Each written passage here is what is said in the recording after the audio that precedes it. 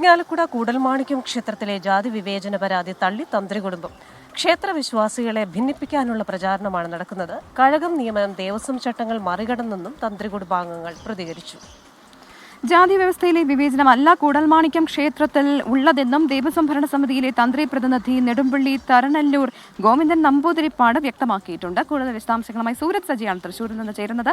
Sooraj, good morning. ഇപ്പോൾ തന്ത്രി കുടുംബത്തിന്റെ വിശദീകരണം വന്നിട്ടുണ്ട്. എന്തൊക്കെ കാര്യങ്ങളാണ് ഇവർ പറയുന്നത്? കൂടൽമാണിക്യത്തിൽ ഏത് തരത്തിലുള്ള വിവേചനം നടന്നിട്ടില്ല എന്നാണ് ഇവർ വിശദീകരിക്കുന്നത്? പ്രവിത ക്രിസ്റ്റിന, ഈ കൂടൽമാണിക്യം ക്ഷേത്രത്തിലെ ജാതി വിവേചനവുമായി ബന്ധപ്പെട്ടുകൊണ്ട് പല കോണുകളിൽ നിന്ന് പ്രതിഷേധം ശക്തമാവുകയാണ്. ഇതിനിടയിലാണ് ഒരു വിശദീകരണവുമായി തന്ത്രി കുടുംബം രംഗത്തെത്തുന്നത്.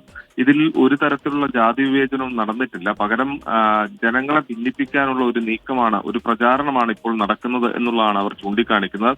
ഇതിലെ നിയമനവുമായി ബന്ധപ്പെട്ടുകൊണ്ടുള്ള തർക്കമാണ് ഈ തന്ത്രി കുടുംബം ചൂണ്ടിക്കാണിച്ചതെന്നുള്ളതാണ് അവർ വിശദീകരിക്കുന്നത്. അവർ പറയുന്നത് ഇതിൽ നിയമനത്തിൽ ചില അപാകതകളുണ്ട്. അത് തന്ത്രി കുടുംബത്തിന് മാത്രം അർഹതപ്പെട്ട ഒരു പദവിയാണ്, സ്ഥാനമാണ് ഈ കഴകം എന്നുള്ളത്. ആ സ്ഥാനത്തേക്കാണ് പുറമേ നിന്ന് ഒരാളെ കൊണ്ടുവന്നത്. അതിൽ ജാതി നോക്കിയല്ല തങ്ങൾ വിയോജിപ്പ് അറിയിച്ചത് എന്നുള്ളതാണ് പറയുന്നത്. ഈ നിയമനവുമായി ബന്ധപ്പെട്ടുകൊണ്ടുള്ള അപാകത മാത്രമാണ് ചൂണ്ടിക്കാണിച്ചത്. അതുകൊണ്ട് തന്നെ ഈ വിഷയത്തിൽ നിയമപരമായ ഉൾപ്പെടെയുള്ള നടപടികളിലേക്ക് കടക്കും എന്ന സൂചന കൂടിയാണ് ഇപ്പോൾ ഈ തന്ത്രി കുടുംബം മുന്നോട്ട് വെക്കുന്നത്.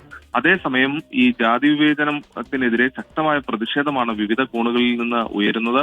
ഇന്നലെ അടക്കം മന്ത്രിമാരും പ്രമുഖരും അടക്കം ജനപ്രതിനിധികളും അടക്കം ഇതിനെ ജാതി വിവേചനത്തിനെതിരെ രംഗത്തെത്തുന്ന സാഹചര്യമുണ്ടായി. ഇന്നും ശക്തമായ പ്രതിഷേധമാണ് ഈ വിഷയത്തിൽ വിവിധ കോണുകളിൽ നിന്ന് ഉയരാനുള്ള സാധ്യത. പ്രവിത ക്രിസ്റ്റിന. ശരി, സൂരജ് സജിയാണ് വിശദാംശങ്ങളുമായി ചേർന്നത്. അപ്പോൾ അത് നിയമനങ്ങളിലുള്ള ചട്ടലംഘനം അല്ലെങ്കിൽ അതിൽ സംഭവിച്ച പ്രശ്നങ്ങളെ കുറിച്ചാണ്. അപ്പോൾ ആരായിരുന്നു നിയമിക്കപ്പെട്ടതെങ്കിലും ഇത് ഉന്നയിക്കുമായിരുന്നു എന്നാണ് തന്ത്രി കുടുംബം പറയുന്നത്. പക്ഷെ അത്തരത്തിലൊരു ജാതി വിവേചനം നടന്നിട്ടുണ്ടെങ്കിൽ അത് തീർച്ചയായും പരിഹരിക്കപ്പെടേണ്ടത്. മാത്രമല്ല ഈ കാര്യത്തിലൊക്കെ ഒരു ചർച്ച നടക്കേണ്ടതാണ്, പ്രശ്നങ്ങളൊക്കെ പരിഹരിക്കപ്പെടേണ്ടതാണ് എന്നുകൂടി നമ്മൾ ഓർമ്മിപ്പിക്കുകയാണ്. ജാതിയല്ലേ